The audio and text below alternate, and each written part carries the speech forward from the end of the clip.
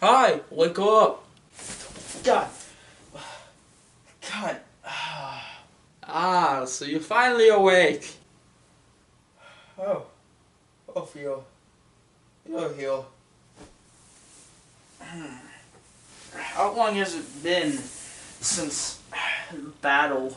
It's been like 2 days. 2 days? I've been asleep for 2 days? And did you guys change my room?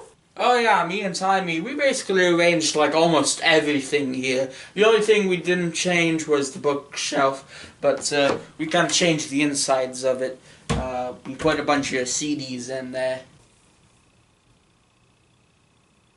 Well, I mean, at least there's no demons here or something. What am I reviewing?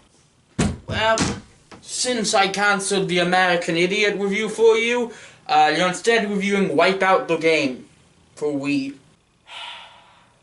Back to usual, I say. Alright.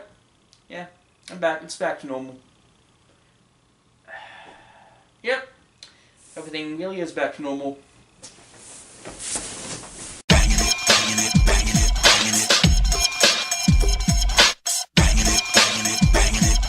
That was interesting. Hello, I'm the Master Viewer.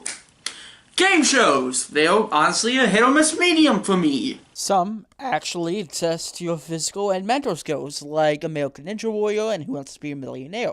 Or some make you look like an ass, like most Nickelodeon game shows, which are mostly made for kids. But what happens when you combine physically demanding shows like American Gladiators and American Ninja Warrior with kids game shows like Nickelodeon Guts and Double Dare, along with a bit of MXC into it, and you get Wipeout. Created in 2008 by ESPN commentator John Anderson and comedian John Henson, the show lasted for roughly 6 years, and in that meantime, they made a few shovelware games.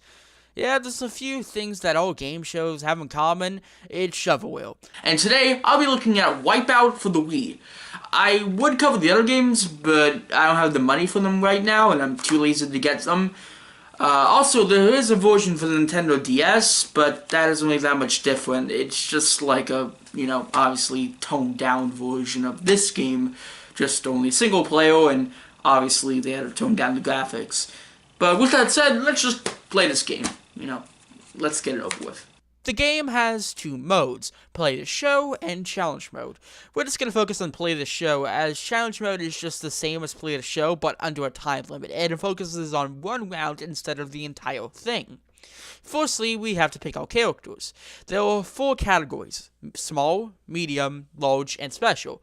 It's pretty self-explanatory. Small is the highest in speed, but lowest in strength. Medium has a balance of both. Large is the slowest, but is high in strength. Special lets you play as one of the hosts you unlocked, and the interviewer, Joe Wagner, who has the same stats as medium. But then there are 2 unlockable characters known as Black and Blue 1 and 2, who have the best stats out of all the characters. On to the gameplay, and god damn, this looks like piss. I mean, good God, look at this! I get the Wii wasn't exactly the most demanding system. For God's sakes, it used AV cables when a lot more game companies were switching to HDMI, but look at this! If original Xbox games can look better than this, and even some GameCube games, then you have an issue. I get that's the nature of shovelware and all, having cheap-looking graphics, but still... Anyhow, due to the structure of the game with there being 3 modes, easy, challenging, and extreme, and all of them being hard or easy variants depending on the difficulty, I'll be going over it course by course. So let's start with the first round's obstacles. There are about 5 obstacles here. The first one are these ball things that sink unless you jump over them. The others are the banana boats, which are very slippery, but you'll most likely just die from bad collision detection if anything. Then there are these pole things that spin a lot, which you can just jump over a lot and you'll be safe. Second obstacles are these flippy things that you jump on. The challenging difficulty adds these bouncy things, which can suck a fat one, and the extreme difficulty adds these things that can flip down. These aren't that challenging, and all you have to do is, well, once again, jump.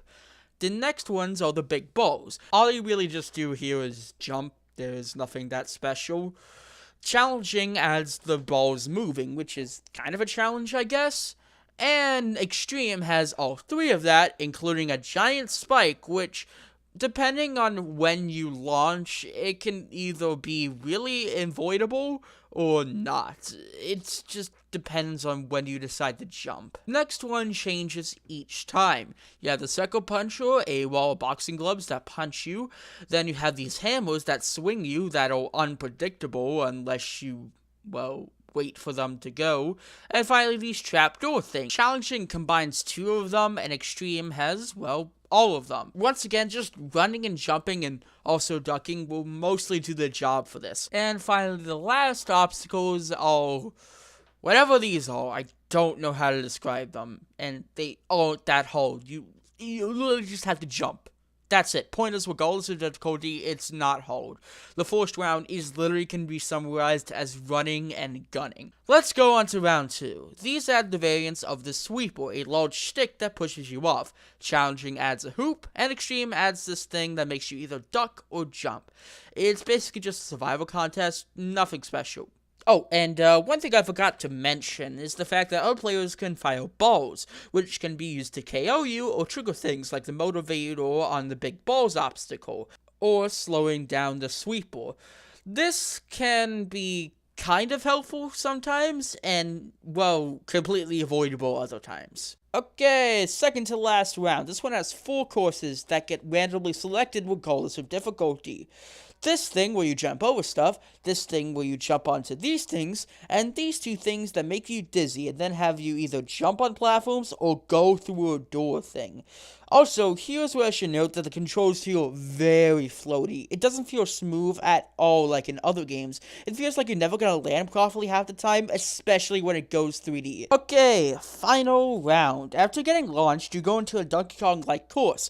Other difficulties just add more layers. Gears of Doom, where you just jump once again. Others add more layers. This stupid 3D thing that gets kind of harder by adding in more layers on other difficulties, and you don't know where you're going half the time because of the bad camera angle and the very floaty controls, and the fact the 3D sections in this game really suck. Pistons and blades, which are similar to the ones you faced before, and these jumpy things that move on higher difficulty. The player with the lowest amount of time wins, and you realized how much of this game is so fucking bland. Yeah, this game is pretty bad, unless you're just getting it to make fun of it with the legitimately funny ragdoll physics. There's nothing else to it. The commentary sucks, it has bad level design, and overall it's just horrible. And what do you get for 100%ing this game by completing every single challenge with the best time? You get to throw the mascot at other players. Yeah, it ain't worth it. D-.